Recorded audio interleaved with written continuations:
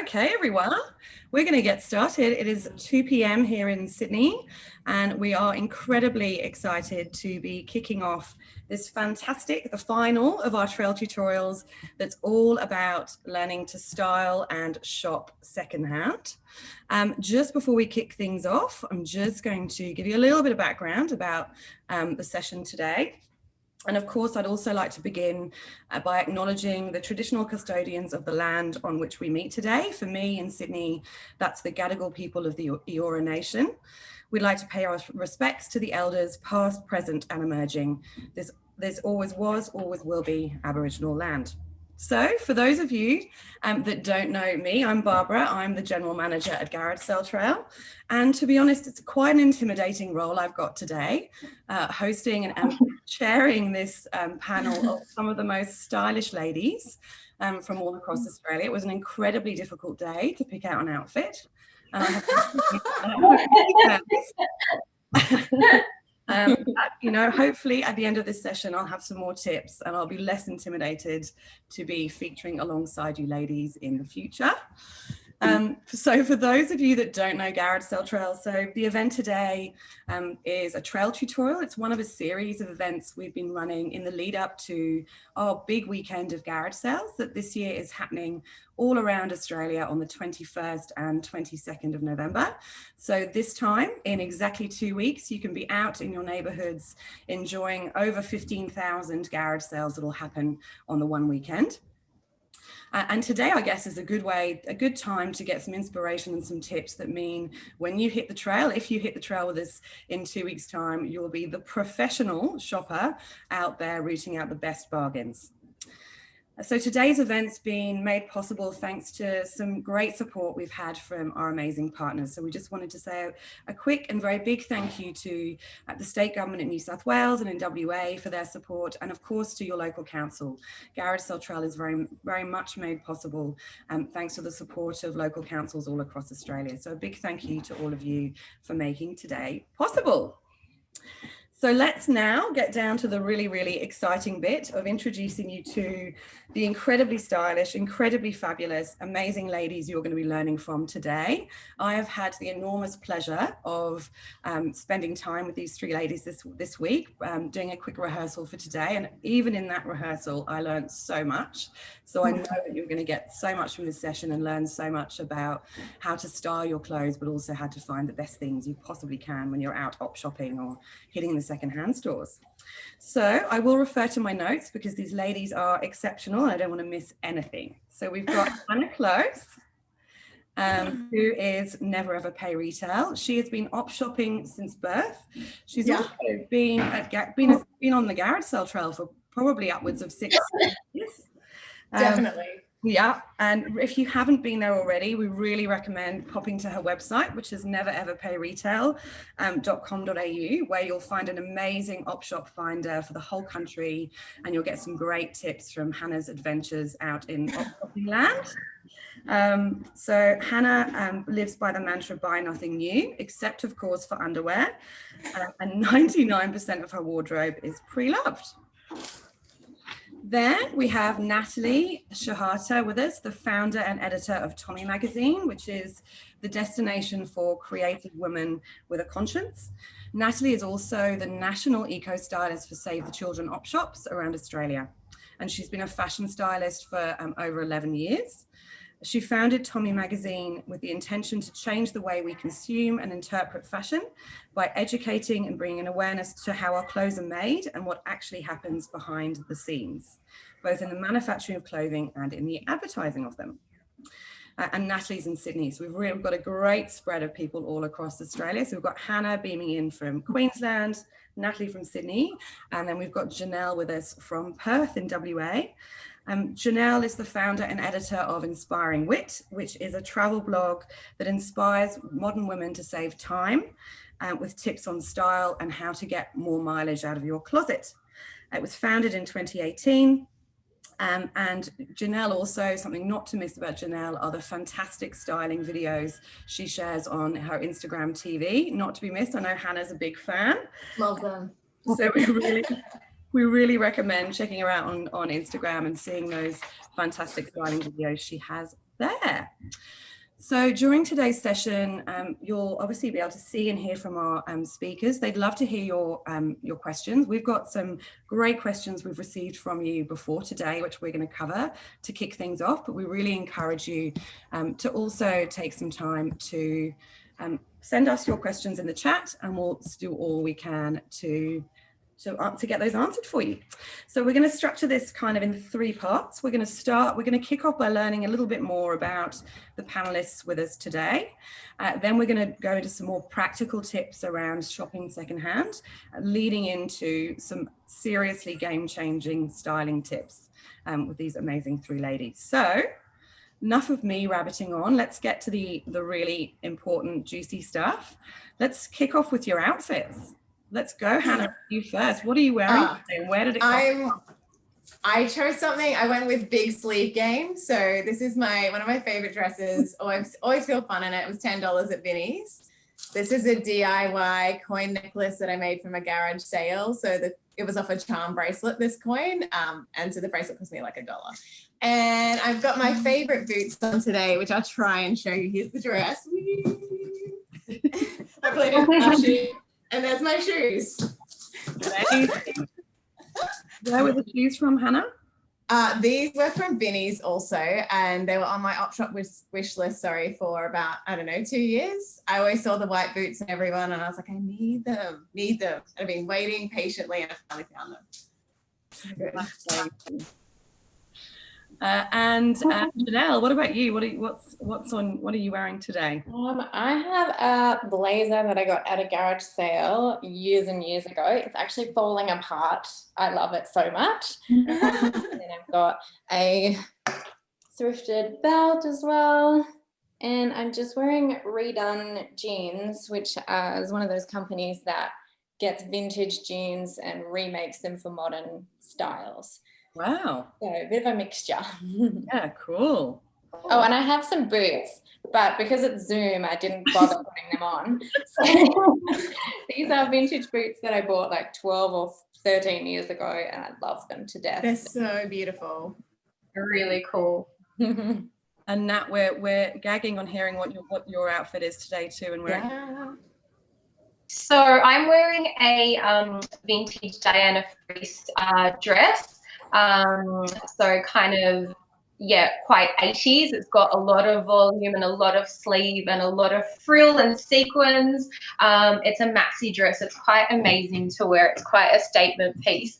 It's got a lot of sparkle. This is a Save the Children op shop find, and I like to always kind of, with my belts, always add little extra holes as well, just because they always tend to be a little bit big for me. Boots, I'm wearing boots. I didn't buckle them up, so that was easy for me to take them off. These are my favorite boots. They're actually rag and bone boots that I found in Melbourne in the store that used to be called Recycles Boutique, and I think it's called Goodbyes now. And they're my go-to for everything. And I'm wearing lots of different kind of accessories, all kind of silver things I found in LA when I went to the Rose Bowl flea market, which if nobody's been to, definitely need to add that to your list of places to visit. We have a person on the line who can rush there hopefully soon. So yes. There's a bit of a theme with all of you ladies, because you've all talked about your amazing secondhand shoe finds and amazing boot finds. So there's actually a question that's come in already about that. Someone's saying, how do you find wearing secondhand shoes? She was saying her mum has always had concerns around people have a very specific gait with their shoes, and she's always warned around secondhand shoes. Please provide but obviously you guys all go for it. Fashion is pain, first of all, but I actually like buying secondhand shoes because they've been broken in. Someone else got them on my behalf, so I'm usually pretty happy if they've been worn before. I think for me, I love wearing secondhand shoes because when we're talking about from a sustainability perspective, shoes are one of the hardest things. We don't really have facilities to kind of reuse these materials. So it's always my mission when I'm going in an op shop to see if I can actually rescue a pair of shoes, because I know that it's not going to landfill. Yeah. Love that it's a rescue mission. Yeah. With boots as well, we just chuck a pair of socks, and then I feel like it's fine. Let's start with your journey into op shopping. I know you've had kind of different histories with it, and Hannah, obviously you've been doing this since you were born. Yeah. When did it all kick off for you, your love of thrifting and op shopping? So my mum and dad are mad thrifters, and I blame them entirely for my addiction. They had me op shopping since birth. I think the penny really dropped for me in, I think, high school, like when I really took it on as something I personally really was passionate about. It just really hit home how much I love the treasure hunt and the thrill of the chase. And my parents thrifted for more economic reasons. But for me, it's so much more than that now when you think about how much is going to landfill, like how many textiles are going to landfill every 10 minutes here in Australia. So there's so many reasons why I love op shopping. Don't even get me started. Yeah, and I think that economic thing obviously is more important than ever, given the challenges everyone's had since COVID. And I was actually thinking that when we were talking through your outfits. I mean, what do you think roughly the cost of your outfits you're wearing today are? Oh, under 50? Like in real life? As in actual secondhand cost rather than their real. Oh, right. 30. I think for me, I guess my dress in particular is a collector's item, so it's probably not all that. It's probably 100, but it is these kind of dresses are super hard to find. So I think from my perspective, it's probably not under 50. But that's the difference, I guess, between vintage and op shopping as well. There is a price difference. Yeah. I think mine's 29, including boots and necklace. Wow, that's amazing. Mine's more. It's always more.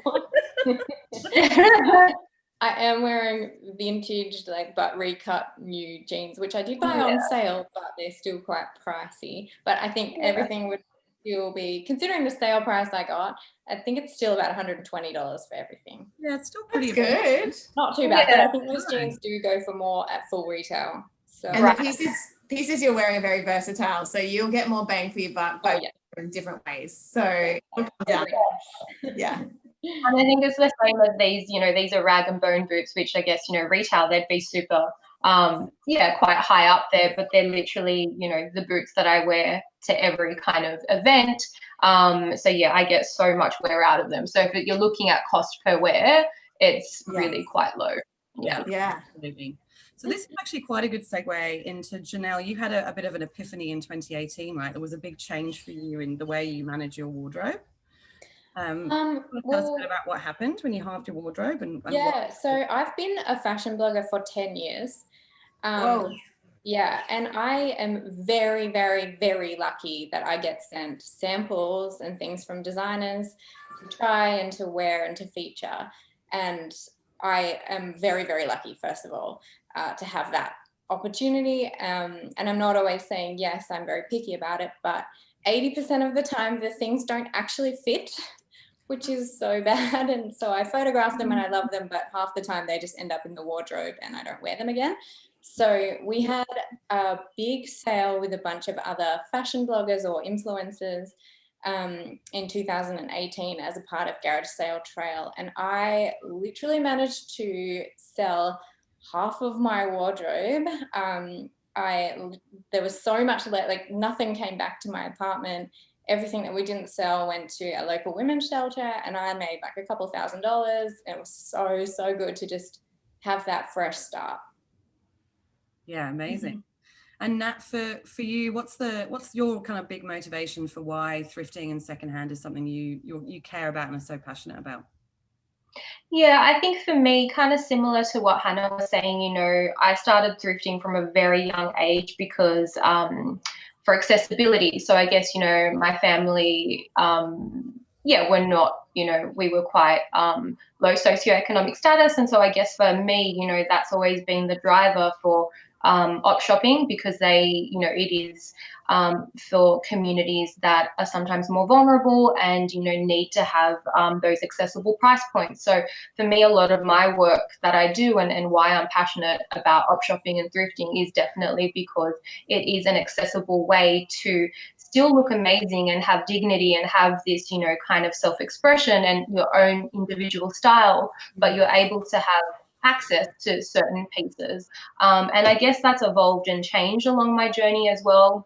I'm very passionate about the environment and sustainability. And so we know that we really need to focus on, I guess, textiles and clothing that already exist in the world. And so I guess for me, it's definitely shifted and changed as well to include that intersectionality of the environment as well.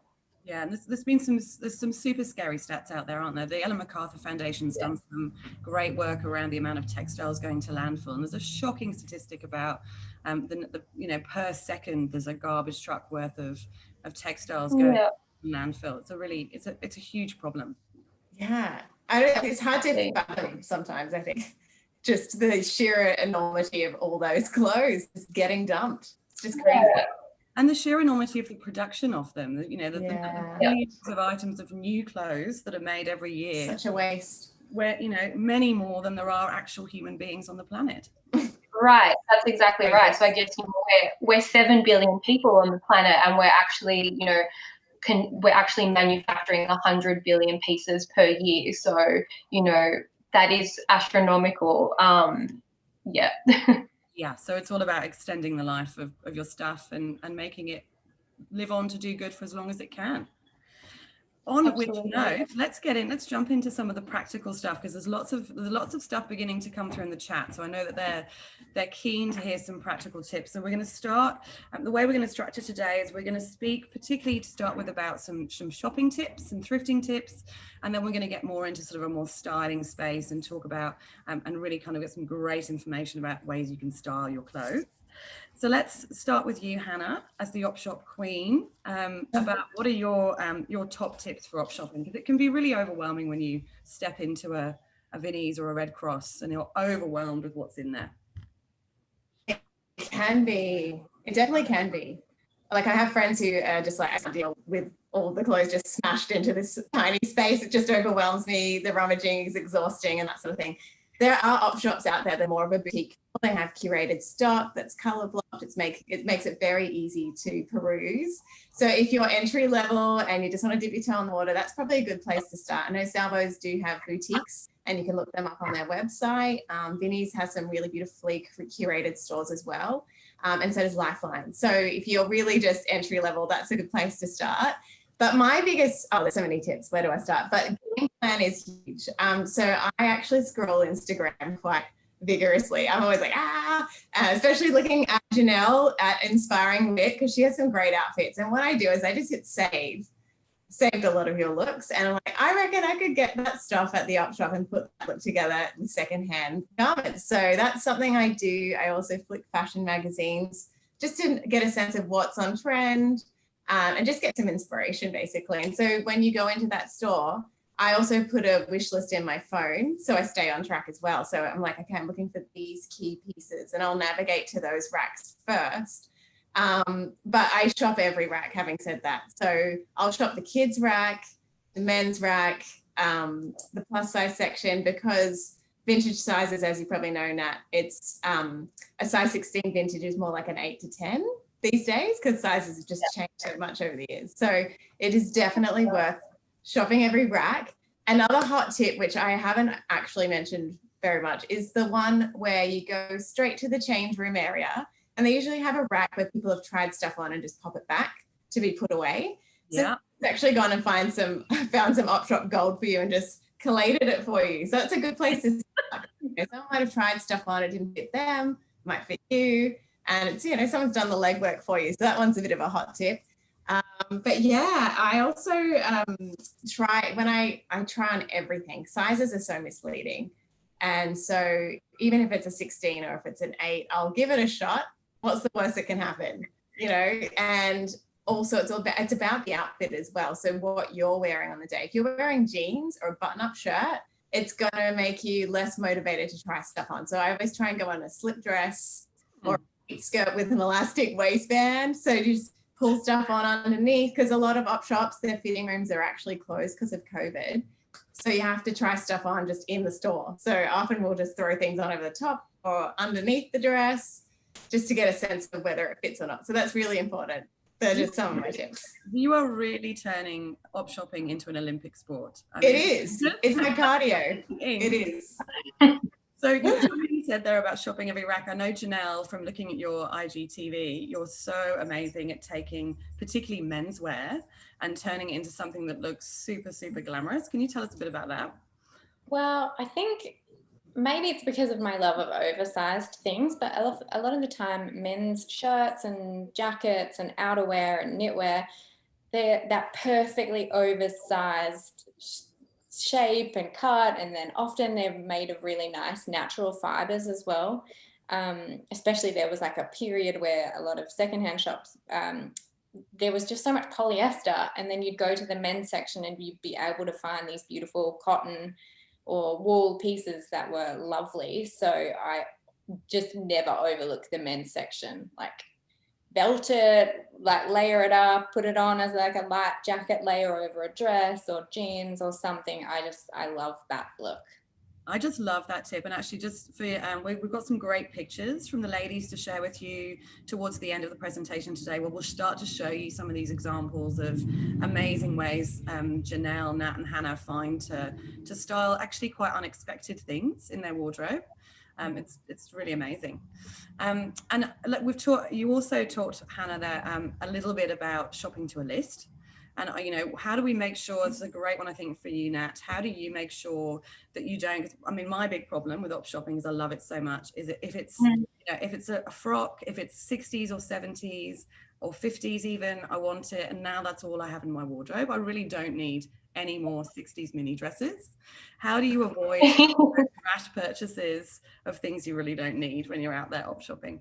Yeah, so I think, when you are going shopping or you're going, secondhand shopping, or you're going to a flea market, I always say everything starts with actually what you've got at home. So I live in a really small apartment and I actually don't even own a wardrobe. I have my clothes visible. Everything I own, I can see. So I've got two kind of garment racks that you'll see, in retail stores. And I've literally got everything I own hung up in kind of categories. So I'll have, all my sleeveless t-shirts. Then it goes from like, sleeved t-shirts to jackets and long jackets. And so I guess for me, I think it's really important to actually know what you own before you are going out to the op shop, because like you say, Babs, if you've got, 10 dresses that are like shift dresses, you kind of know, okay, when I go to the op shop, I'm actually not going to go to that section because I already own, 10 or 15 of those dresses. Yeah. So you'll kind of navigate, you'll find the holes that you have in your wardrobe and you'll go, to those sections that, you might have items missing. So I think it's really important to kind of treat your wardrobe with care as well and with integrity, because I think a lot of the time, the way that we have our clothes at home and the way that we store our clothes, we actually don't even know what we own. And I think that's also why sometimes we make those decisions and kind of accumulate all this stuff because we actually don't know what we have. So it's really important to kind of make sure, your clothes are displayed really beautifully, things aren't creased up and crumpled, and, if things aren't ironed, you're probably not going to go and, take that out in the morning and wear it. So really, doing a scan of your wardrobe and kind of really designing that space so that there's a consciousness to the wardrobe that you own as well. Yeah, absolutely. So, there's some really great themes coming out there around knowing your wardrobe. I really liked the, getting inspiration from scrolling through Instagram or magazines before you go shopping to really have an understanding of what's research. Wardrobe. Yeah, doing research before you go out. What about, is there a best day to op shop and hit certain? This is definitely one for you, Hannah. Oh yeah. Look, this is what I hear from the op shop ladies. Mm-hmm. Tuesdays. Tuesdays are especially great because they get cleaned out on the weekend, and Monday they're kind of picking up the pieces. By Tuesday, they've got new stock out and they've replenished. So it's actually a really good day to go. It's also quite quiet, so you're not going to be like elbowing people out of the way. Not that I would ever do that. Of course, no. Yeah, but you know, sometimes it can be a bit crowded, and especially with COVID, you've got to get your 1.5, so it's tricky. Yeah, Really good tips coming I in. agree with the Tuesday thing. What's that? I agree with the Tuesday, kind of Tuesday, Wednesday, midweek, because It's then you're just also nice. getting donations from like, yeah, I mean, guess working with op shops as well. It's like you get the donations that people bring in the quieter time in the beginning of the week as well. So yeah, you're able to kind of have access to more things. Yeah. Do you find it hard to share your favorite op shops, Hannah, in the fear that they'll become so full of people fighting for the best things?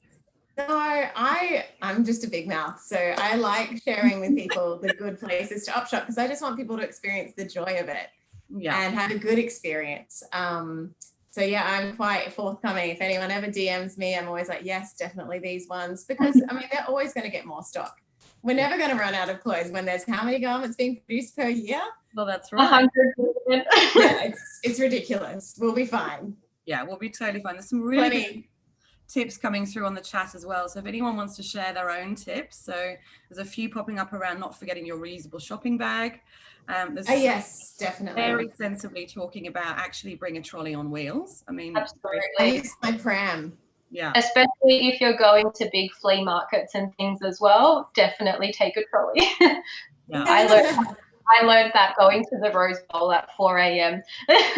Wow, 4 a.m. That's And taking a flashlight. Take a flashlight. We've talked quite a lot about op shops. Where else do you get your secondhand finds from? Because there's obviously lots of other avenues to find things that are pre-loved. Yeah, pre-loved clothing markets are really, really good. And the garage sale trail is amazing. Really good as well. I've got pieces that I've had for many, many years from the garage sale trail, like a Sass and Buy jacket that was $2, a satchel I use all the time for $2. So yeah, I mean, there's so many different avenues. And even if you don't like rummaging, you maybe find things a bit full on, you can go online even to find things. So, I mean, I use Facebook Marketplace, especially over COVID when we weren't allowed to go op shopping and I was really dying from the withdrawals. I just turned my attention to Facebook Marketplace, Gumtree, eBay. Yeah, there's a whole range of Depop too, you know, platforms that you can use if you're really desperate and you can't get out for whatever reason. Yeah, which leads us nicely onto a topic which I think everyone, you know, when we were prepping for this session, everyone was like, no, it's definitely Hannah that's going to have to speak about this one because it's one tricky and it's about haggling. You know, when you're not going to be haggling in op shops, but in other secondhand environments like garage sales, haggling is perfectly okay. Yeah, I mean, it's a delicate balance. I mean, I don't love to haggle. Some people thrive on it and they like a good bartering time. Yeah. My favorite thing, but I think the key is to do your research. So know what something is worth, and if it is overpriced, don't be scared to just offer a little bit less, because the worst thing that they can say is no. The other thing I like to kind of consider is if I'm buying a couple of items, whether they do a discount based on a bulk purchase, you know. So, but yeah, I wouldn't haggle my neighbors just because it could be awkward later on, you know. So if you are going to garage sales, just go further afield so there's not that awkward thing afterwards. That's an incredibly important tip. Yeah. Really good. And do you all have a secondhand item that's your favorite ever find? Ooh. Yes. Is it possible to have one? No. Yeah, I have a list. I have a list of things. So I think one of the best things I ever found was this map of the world sweater from the Long Beach antique market in California, and it was hand knitted, and I think it was a hand knitted sweater for a child, just because of how small it is. I'm a petite person, so I tend to be able to wear kids things, but the colors were amazing, and it had the little initials at the bottom as well, and that was something I sold via my Tommy shop because I just wanted to share it with other people too. I loved it so much. I was like, this needs to go to somebody else as well, and keep that like that cycle of sharing. And it was like one of the best things. But yeah, I have a big list of things that I love. That's so The beautiful. sisterhood of the sweater. Yeah, the sisterhood of the sweater. I think just before getting ready, I managed to pull a small rack of things together. So I think I'll film a styling video later on in the week of some of my favorite secondhand finds. Oh, yeah? Yeah, because there was more than I thought. I forgot there was a bunch of stuff there that was really cool. But my army jacket is probably the main one, and I wear that like with everything. It's a men's army jacket that I got from a army surplus market stall like 12 years ago, and I just love it. It's amazing. Like, Built to last too. I'm going to be wearing that for another 15 more. yeah. I will. Really good questions coming in, I've just spotted. Claire has asked around any tips or advice you have for plus size thrifters. Yeah. There's definitely op shops that are more that have a wider range of sizes. So like if you go to a larger sort of warehousey sort of style op shop, there's obviously going to be more of every size. Like Salvos generally have some superstores, Lifeline has some superstores. So I find in when you've got a giant op shop, you've got a better chance of getting all the sizes that you could possibly ask for. So that is always helpful if you're looking for plus size clothing. But I mean, I find plus size clothing in every op shop, and I'm devastated sometimes. It's like, oh man, that's beautiful. And it's interesting, a lot of it is brand new with tags. So I don't know why, whether someone bought it online and it didn't fit right, so they just gave it to the op shop, maybe, I don't know. But there is definitely the stock out there. Yeah, and actually it's interesting, garage sale trial every year, there's always, when you can search by sale name, and you'll find a lot of the garage sales that happen will put in the title of their garage sale that they're plus size garage sales with amazing plus size clothes. So it's definitely worth having a look on the trail as well.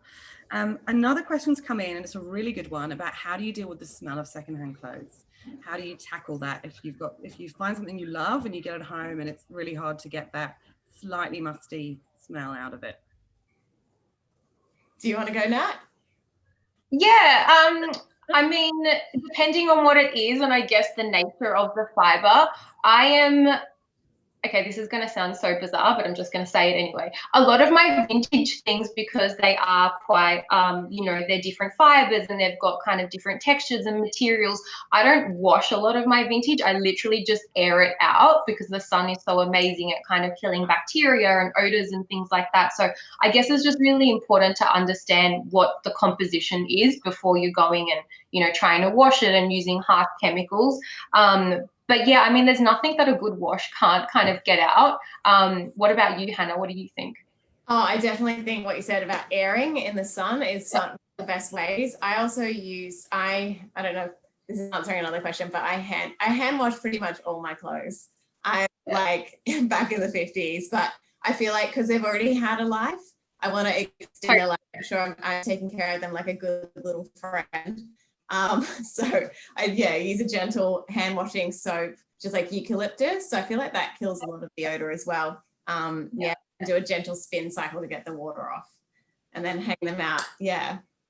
Oh, there's some other tips coming through. White wine. Yeah, it is very good. I've used white wine vinegar before, and that's actually really good for shoes as well. Going back to kind of what we were talking about earlier, that is quite good for shoes and anything that has a bit of mold. So I just wanted to show you this. This is another amazing item that I love, but this has starting to get a little bit of mold, but I will probably do a little like a little white wine vinegar diluted for that as well. Eucalyptus and tea tree is really good too. I've tried that. You all know, all these people know exactly what they're doing. It's amazing, isn't it? The way the community on the chat are just answering their own questions. Yeah. And actually, there was a really good question earlier, which I think it's definitely worth talking about because it's super important, around how do you donate to charities properly? If you've got the clothes, but you don't want to overwhelm them, how do you make sure the donations you're giving to your local op shop are really going to count for them and not cost them in any way? Yeah, so I think, obviously different op shops stock different things. But I kind of tend to always make sure that, you know, they're not inundated with a certain item. You know, there are certain op shops that are just inundated with donated books. And so sometimes they just kind of don't have the capacity, depending on, I guess, the size of the op shop as well. Like Hannah was saying, you know, there are op shops that are much bigger. So I kind of just do a bit of a ring around and just kind of see, you know, what they are looking for. A lot of op shops might not take electricals and all that kind of thing as well. So it's just really important to kind of just check in with your local op shop, and I guess the op shop that you choose to support, in that they actually need that donation. But you will definitely find a place for it. So it's just good to kind of give a call around or pop in and find out what they're needing. Yeah. Shelters and stuff, because you can donate stuff beyond just op shops too. There's so many other local projects you can support. Have any of you got any experience of donating and handing on your clothes in that sort of way instead? I haven't, but I know Reverse Garbage in Brisbane does a lot with bulls. Like if there's garments that just can't be used for anything else, they'll take them and do like make rag bags and all sorts of stuff. You know, mechanics use them, and also there's ways we can repurpose garments that have gone past their rescue point. One of the main things I think with charity stuff is thinking about whether it was something you would give to a friend, because if you would give to a friend, to a charity, because you know in that instance the charity are going to have to deal with that as waste, and it will cost them money. But there are loads of options for those kind of end of life textiles too. And I often wear, like if there's a t-shirt that's gone beyond wearing in public, I'll make it my pajama shirt. Like I really try and hold on, like don't want, you know, use it to the nth degree. Yeah, and like turning them into rags for cleaning. That's a tip I got a year ago from someone. It's just amazing. Who needs to buy stuff? Exactly. And like, you know, I had some towels, you know, that were just at the end of their life, and I donated them to my local cat protection society. So then they use those towels for all the animals. So yeah, there are lots of ways that you can, you know, I guess repurpose things as well. Even just like on your Facebook groups, like if you've got a neighborhood, you know, I've got quite a few Facebook groups for, you know, being in Newtown here in Sydney, and there are so many artists that need different materials and creatives that will repurpose those things. So just kind of looking out for those places as well. Yeah, absolutely. And there was a really good point there from Adele on the chat that we should all be aware that particularly after COVID, op shops are really being inundated. So coming back to that point that I think you've all made around, it's really important to understand what do your op shops need. So that the donations they're getting really can help them continue their amazing work that they do in the community. I reckon it's about time to shift gear a bit and kind of go into some of your amazing styling tips, because luckily I've got some a little bit of insight into the amazing tips you're going to be sharing. Janelle, let's kick off with you talking around kind of what are the things you look out for? What are the classic buys you're always keeping an eye out for? I think it's blazers and outerwear, but I also look for like belts and silk scarves and things like that, printed shirts or like cotton oversized shirts. Sometimes dresses. I've had some good luck with dresses in the past, but I think accessories and bigger coats and things are always a good one. What about you, Nat? What are the things that your kind of classic buys that are good for everyone to look out for when they're out op shopping or hitting the garage sales?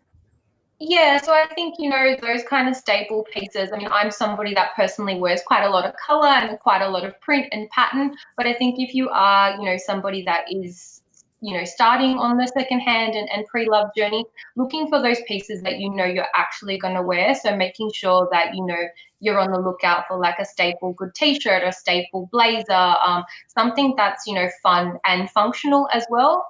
Because there are always those really cool, unique pieces that you may traditionally not find in mainstream kind of retail spaces. So something that, you know, is different, is unique, but you know that you're actually going to wear, so that, you know, it fits well, it looks, you feel confident wearing in it.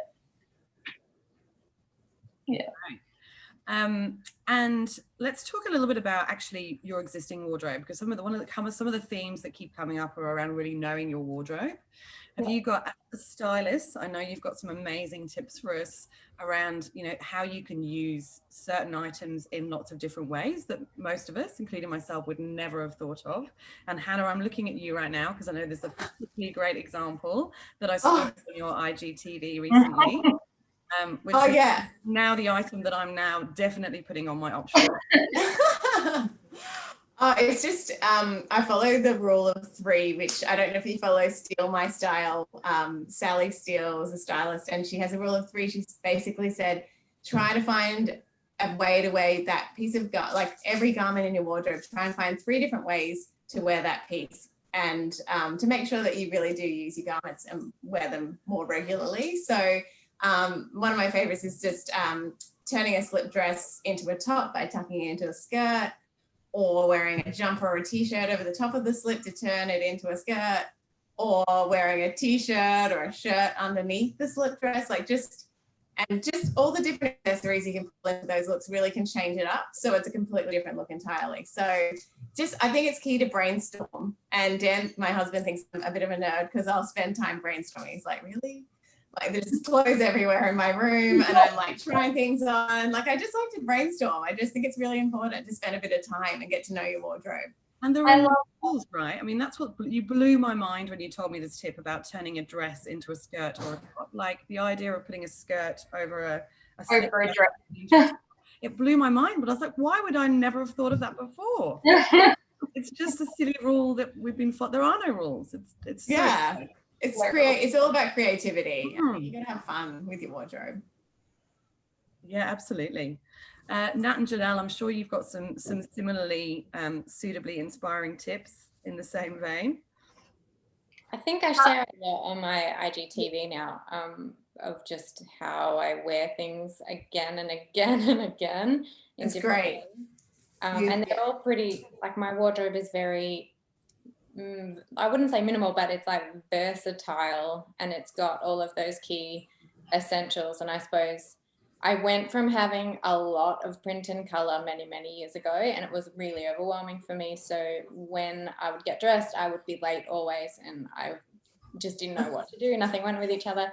So I went in and worked out what fit the best, what looked the best. And then from there, I built this wardrobe based on what works and feels good. Like if you feel good, then you should, buy more of those things or invest in those things that make you feel good. So then after that, I have a wish list of things that if I want to fill in any blanks, and I guess I ask a lot of questions on before I buy on like you said, how many things it'll go with, or if you have something similar already in your wardrobe, or if you're going to just wear it for a one-off occasion. And then, you just kind of have to think, okay, is the money going to be better spent somewhere else, or do I need that wardrobe space for something else? So I think there's like key things and reasons to make a core wardrobe uniform for yourself that works for you, and then you don't have to fuss around with trying to make things work and waste your time. So I think it's an investment in time to do that, but once you work out all of those things, that really helps. Yeah, I know a lot of people swear by apps as well. There's some apps you can use to kind of catalog your wardrobe. Sort of like Clueless, when she has the little TV thing. Is it a bit like those paper dolls that we used to have as kids, where you pinned on the outfits? That's what I'm imagining in app form. Sounds great. Even having a Pinterest wardrobe album, and I find if I get something in and I'm a bit unsure of how to wear it, I literally, because Pinterest is like a Google image search, or a search engine for images. So I just type in like pink skirt outfit ideas, and then this like never ending list of images come up that I can put into an album to give myself ideas. And then, go from there. Pinterest is so good for that. You can have your wish list album. You can have your album of your actual clothes that you already have. And that's so handy. It was a really interesting thing you said, Janelle, about, you know, if you feel good in it, that's what you should be going for. And actually there were some questions that came up prior to this session around, is there such a thing? And I was going to ask you this question, Nat, around an age appropriate wardrobe. And I felt like this is probably quite a good time to have a little bit of a discussion around that. Yeah, so it's quite interesting, like having been a stylist for the last 11 years and working in retail for 17 years, it's literally, I think, the question that I get asked most and is most concerning for women in particular. And I think there's this desire to want to wear certain pieces, but it's almost like, you know, this idea of kind of the rules of fashion. It's like, oh, I own this piece and I want to wear it, but actually I'm told I'm not allowed to wear it anymore because I am 50 plus, or, you know, I'm approaching 50. And I just think that that's just so sad. And I guess, you know, for me, I'm all about, you know, democratizing fashion and kind of really focusing on style over fashion. So I always say there is a difference between style and there's a difference between fashion. Fashion traditionally, I guess, you know, focuses on trends and kind of dictates the things that you're, you know, supposed to wear. And like someone's just said in the comments, it's a very ageist approach. And it, you know, it's the same with, you know, silhouettes that you're allowed to wear or colors you're supposed to wear for your complexion. And, you know, even when it comes to the conversation, I guess, of gender, it's like only women are supposed to wear this or men are supposed to wear this. And I think, you know, there are no rules. And I think, you know, there are style is so much about kind of expression and play and creativity. And I love what Hannah was saying as well about, you know, actually spending time in your wardrobe. So I don't think that, you know, there are certain things that you're supposed to wear at a certain age. I think if it makes you feel amazing and you feel confident and you feel really, you know, assertive and it, you know, invokes those really positive feelings, and wear whatever you want to wear. And similarly too, you know, I think when we're talking about our wardrobe, you know, we always kind of, I guess, reserve those special pieces that we have for special occasions. But I think if anything, you know, COVID's proved this year as well that if we don't kind of celebrate every day and the joy that our clothes bring to the present, then we're never going to wear those pieces. And I think clothing can bring so much joy. And I've seen it on so many people's accounts this year about how, you know, just getting dressed, even if you're at home, this year has just brought so much hope and so much light.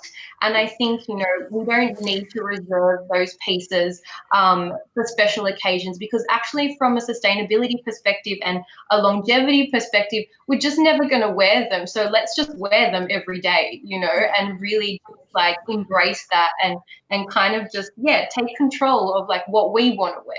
Yeah. Yeah, absolutely. Well, someone said they wear their favorite pieces to the supermarket. I'm 100%. Yes. I love it. Yeah, me too. I wear sequins to the supermarket. Yeah. And it will make everyone around you happy. I mean, there's no doubt. It doesn't make you happy. Exactly. It makes everyone else happy too. Absolutely. That's so fantastic. And actually talking about color, because you really are, to my mind, Nat, you're very much the kind of pattern, the pattern queen. And certainly what I find really hard is I might wear something with a pattern on top, but I don't know, I wouldn't even know where to begin to wear patterns together. And I know you're a bit of a queen, a master of the pattern clash. So first of all, I don't know if I'm the queen of pattern clash. I kind of just have this thing of like anything goes. And I think the root of it comes from, you know, being a kid and actually not having access to like a lot of clothing and going, okay, I need to make whatever I have work. And, you know, but then it goes back to, I always say, if you are somebody that's trying to embrace pattern and you are somebody that wants to try and embrace color, always start at the bottom. So wear something plain on the top, but, you know, try a pattern skirt or a pattern pair of pants so that it's, you know, sometimes wearing pattern on the top can feel quite overwhelming for people. The other thing I always say is if you are, you know, then transitioning from that step to like the next stage, wear a polka dot or a stripe up the top with something patterned on the bottom. I don't know, we had a few slideshows of like of different kind of patterns that I usually wear. But what I tend to do is I focus on color blocking. So you know, if you bring one element that kind of unifies this pattern, then, oh, yeah, there are so many colors there. So there's a lot of pattern clashing and a lot of pattern smashing happening there. But for example, you know, the one on the top right, all the way at the end, I'm wearing, you know, quite a busy. It's actually all like vegetables, but then I'm wearing a polka dot top. But what I'm doing is I'm playing with the same color palette. So you've got your teals and you've got your reds in both the top and the bottom. So I kind of find that you can go pretty crazy with pattern clashing, but I like to bring the same color palettes and color tones into it so that there is something uniform about it. So it actually makes, it kind of makes sense. So you can kind of see that in a lot of them. You know, the second one on the bottom row, I'm wearing a lot of pink and a lot of purple. And then, you know, similarly to the next one with that big patchwork skirt, that's a rickrack top and a very busy patchwork skirt, but I'm playing with those blues and reds. So I think, you know, you can definitely pattern clash, but bringing it back to looking at color palettes is a really good way to kind of go about it. It's just so joyful looking at your wardrobe on this. So amazing. Looks like a big rainbow. It's so great. It's really fantastic. I'm going to bring up some of these actually, because there's some great images that you sent across to us. Janelle, do you want to talk us through these ones? I might just play the video as well so people can see. Ooh, sound. So I guess in the center there, you've got the army jacket that I always talk about. I wear that with everything. Just it's so good to chuck over whatever. And then I've got there on the right, that's my boyfriend's shirt. I've just stolen it for him for that. And the video there is me raiding his wardrobe and styling. And I've done a couple of these because they were really well received on IGTV. So I'm there styling his clothes with my own, and yeah, there's particularly like puffer jackets and like vests and jackets and shirts and stuff like that, and I just pair that with my own bits and pieces, which is great because there's like an untapped wardrobe there that you get extra stuff from. It's such a good tip, this. I'm definitely putting on my op shop wish list some men's shirts. They go with and over everything. Yeah, amazing. And I think we've talked about this one previously, and it might be a little small for you all to see, but this is that slip 3 ways that we were that Hannah was talking us through earlier. It's a really amazing video to see how you can turn a slip into a skirt, a top, and a slip, I guess. Is that the third one? It's all about layering, really. Yeah, I agree. Yeah. They're so versatile. But I love men's shirts, side note, because they're so versatile for DIYs. I think you can turn them into dresses, off-the-shoulder tops. I just found an account where they turn men's shirts that have got VO stains, because some of them can have stains, into baby rompers, and using the buttons down the front at the back of the romper. So, and you just cut out where the VO stains are so they can reuse the men's shirts for that. So there's great. Yeah. But anyway, sorry. Repurposing, this is something I did recently. I haven't even posted about it. But I've seen a lot of people doing crazy sunglass straps. Even Chanel have just brought out a pearl sunglass strap just like the other day. So this is just a shell necklace I got from the op shop. It was big enough to go over my head, really important. Just cut it in the middle, tied it onto the little loops you can see there, and that's it. Easy. Awesome. And you can do that with any necklace. It doesn't have shells. And that is a men's t-shirt, and I folded it in to create that boxy tank look and a bit of a shoulder pad with just the material that's tucked underneath. Looks awesome. It's not, yeah, it's just a little DIY. I love my DIYs. Great. Jump into the chat because we've had quite a few questions. It would be nice just to jump in and see what everyone's saying in there. There's been some really good comments made about that difference between style and fashion and trends, and that's really coming up a lot in here. Linda says it's a great idea for sunnies. It really is. It's quite excellent, and quite a few people agreeing that men's shirts are just a must buy. They're great if you can sew as well. I think Yeah. it's like vital for you to be able to sew, but those skills are so handy when you're shopping secondhand, especially for shirts to turn into dresses, tailoring them in, or anything, cutting things up is it's a bonus. Even if you have to hand sew, it's like, well, these days you can learn anything from YouTube. So, you know, hand sewing, there's so many like just little alterations you can do. Yeah, I actually follow Collective Jen, which is Geneva from A Pair and a Spare. You might follow. It's great for DIYs as well. I've got also got a men's DIY lookbook, men's shirt DIY lookbook on my website. So if you want to get some ideas, you can look there. Yeah, Geneva is amazing. She is. So that's total such a resource and so lovely. Yeah. Just jumping into a question that's come through from Gail, which is about trends. And she says, how to not get sucked into following trends. And if there is a current trend that you really like, do you purchase retail or alter secondhand clothing? And so is it important to know how to alter clothing if you're looking to get into secondhand? So for me, I think there's always this assumption that stylists all know how to sew, and I will put my hand up and say that I have no idea how to use a sewing machine. I have tried, and it's not a skill that I'm good at, and I have accepted that. But what I love about that is then I can go on to support somebody, because those skills are, it's a dying trade, especially here in Australia, and when we're thinking about, I guess, manufacturing as a whole. And so I love knowing that, you know, if there is something that I need to get altered, that I can then go on to support someone with that skill and with that trade with my dollar.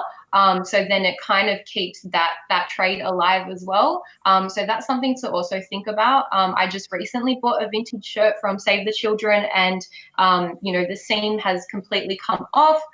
So I'm going to get that altered because I love it so much. So that's just something, I guess, to think about too, about how other trades are impacted. Quick question for you, Hannah. Where do you get the little ends for the sunglasses strap?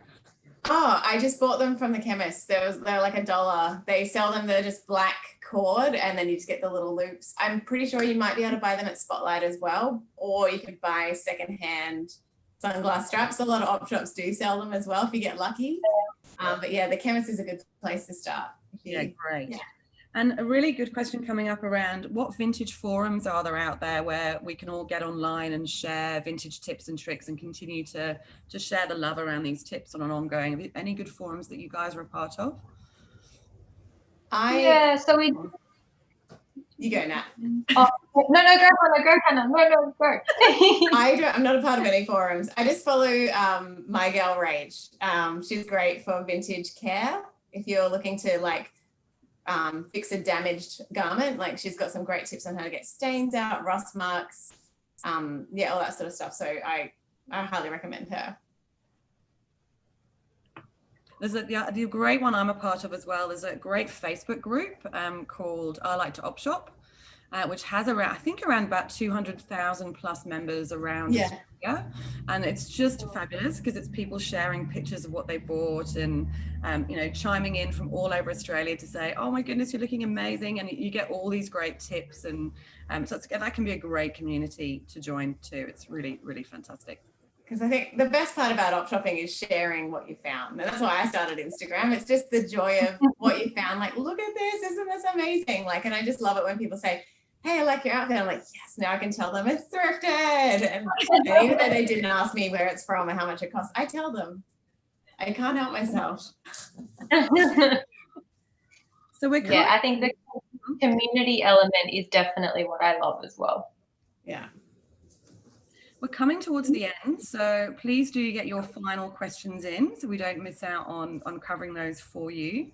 Are there any kind of big final tips, ladies, you would like to share with everyone?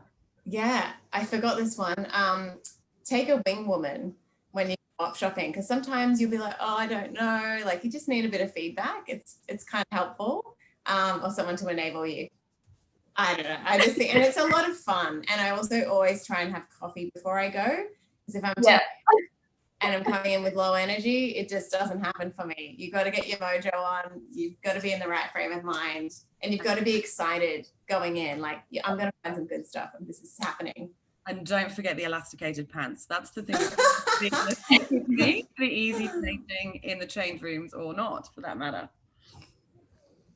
What about I was going to say something similar about make sure you eat food before you go off shopping. Energy is key. Take a banana with you. Yeah. Banana's good. Yeah, 100% recommend. Yeah. What about you, Janelle? Any kind of final tips you'd like to share with everyone? I suppose my only tips would be about like hosting the garage sale. Oh yes. Yeah, we need to share the screen here, don't we?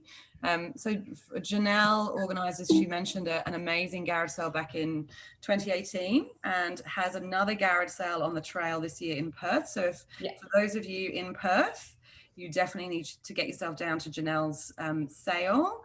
I think Andrew is jumping in with a link to the event now so that you can. And it's not just me as well.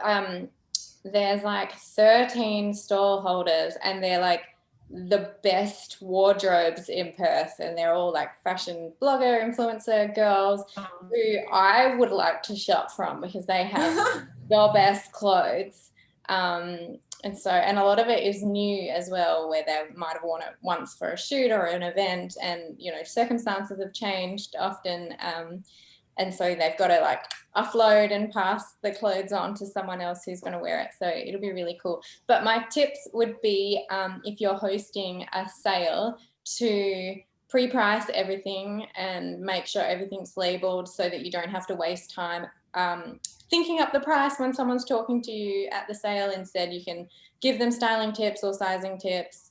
And if somebody else can help you with the stall as well, they can see those prices. And even if you put the original retail price and then the price that you're selling it for, it kind of gives people an idea of what they're saving and what they're getting. But I'd say like borrow what you can, even if you need to borrow a big car to get you to the sale.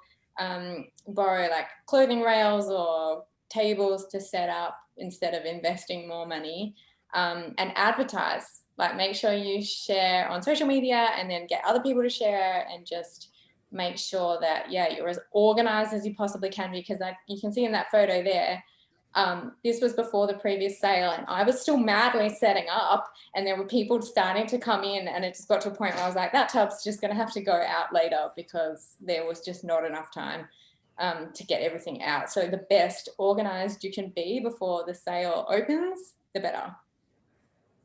Can you stream it live so I can buy some of your stuff? I don't even know what's in there, because anytime that something came in that it didn't fit me, I would put it in a tub downstairs, and I have like 8 tubs of 60-litre tubs of shoes. Oh gosh. Whoa. Like all these girls. One girl said she has 2 rooms worth. So I'm so excited to see what they have. It's going to be like epic. Yeah. You probably fall in love with the pieces again. Be like, actually, I'm not selling that. No. That's a trap. You just got to let it go. It's a trap for young players, yeah. You don't need it. More things will come if if you're looking out for more. There's always more. Obviously, there's so many things being made all the time. But yeah, it's so much more rewarding to see it on other people. When they sent me photos after the last sale, they'd send me like photos of themselves out wearing the clothes, and it was like, yes, they look so good, and I'd rather see it on someone who's going to wear it than it be in a box in my house. Yeah. Absolutely. There's a lot of people chiming in, Janelle, wishing they lived in Perth. So Yes.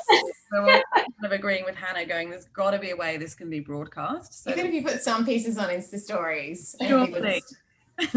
I think I'll be bringing up the tubs this week and going through them and having a look what I've got. So I will share some sneak peeks on Insta. Yes, please. So Linda's asking where in Perth. There's a link. We're just sharing a link with you so that you think it's Mount Hawthorn. Is that right? In Hawthorn, there's like a big playground and park there. There's plenty of parking.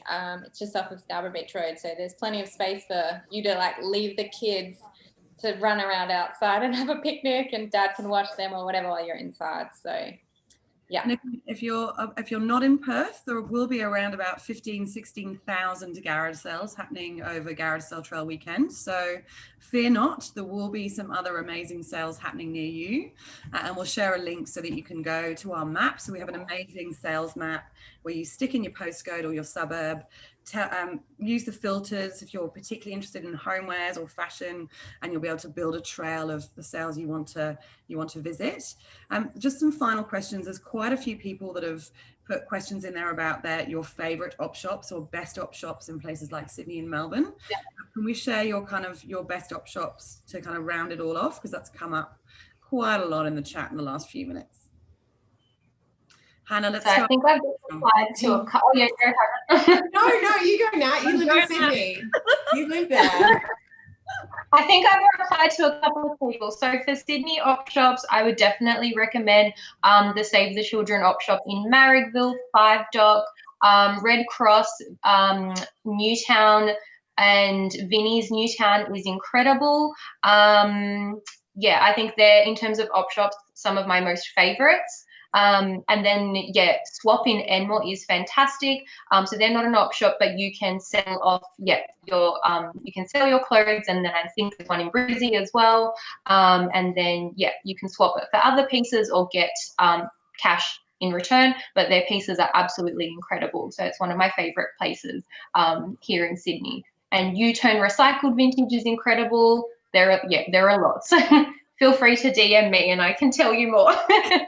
Yeah, I was just going to say, if anyone didn't get their questions answered regarding op shopping things or favorite op shops, then send me a DM on Instagram. I've got op shop lists for each capital city, so I can send you the links to those and also add some extras in because there's so many. Yeah, feel free to DM any questions. Like, yeah, anytime I'll answer. So we will. So we'll be sharing a recording of today's session with all of you in the next hour or so. So we have been recording. You'll find we've just shared the Instagram handles for all 3 amazing panelists that we've had today. They're also on screen for you. Really, really encourage you to follow Janelle, Nat, and Hannah to continue to be inspired by their amazing style and their fantastic and fabulous tips. It's a massive thank you from us, ladies. It's been such a pleasure to be able to chat with you ladies this afternoon. We've got people chiming in going, thanks for the great tips. Somebody said it was the best Zoom ever. Not for 3 ladies. Yeah, absolutely. We're all doing this. So a huge thank you to all of you. Please do stay in touch with all our amazing panelists and with Garage Sale Trail, of course, too. And as you know, 2 weeks' time, don't forget to head out onto the trail, and it's garagesaletrail.com.au. Last but not least, we'd love to get your feedback. So we've gone all COVID and cool with a QR code. All you need to do is hold your mobile phone up to that QR code, and it will magically, through the wonders of technology, take you straight to the survey. So it will take 2 seconds. There's only about 3 questions. So we'd love to be able to share the love you have for this session with the amazing Nat, Janelle, and Hannah. So if you could take 2 minutes to fill that out, that would be amazing. So I think that's us kind of wrapping up. Huge thank you, ladies.